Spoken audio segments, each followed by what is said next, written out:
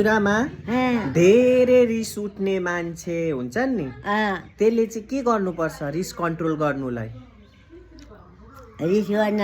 रिस कन्ट्रोल गर्नलाई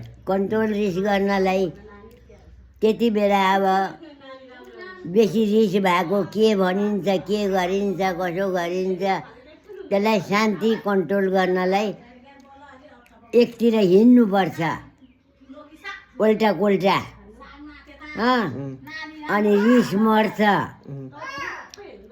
रिसको बेलामा कति थोक मुखमा आउँछ, त्यो बोलिन्छ, उसलाई थाहा छैन। सुन्ने मान्छेले त थाहा हुन्छ नि त यस्तो भनौँ भनेर।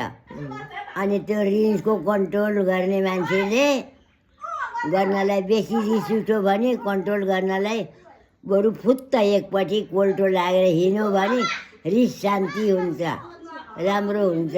एक शान्ति भएपछि अनि आयो घर होइन हजुरआमा? हो, त्यसरी रिस कन्ट्रोल गर्नु होइन? कसैलाई भनेर कुटेर रिस शान्ति हुने हो र? होइन नि, होइन। बरु एकतिर कतै लाग्नु, काम गर्नु, या एकतिर लाग्नु, शान्ति हुन्छ है। शान्ति हुन्छ। उसलाई पनि राम्रो यस्तो भनौँ भन्ने त्यो सुन्ने मान्छेलाई पनि हुँदैन, बोल्ने मान्छेलाई पनि हुँदैन।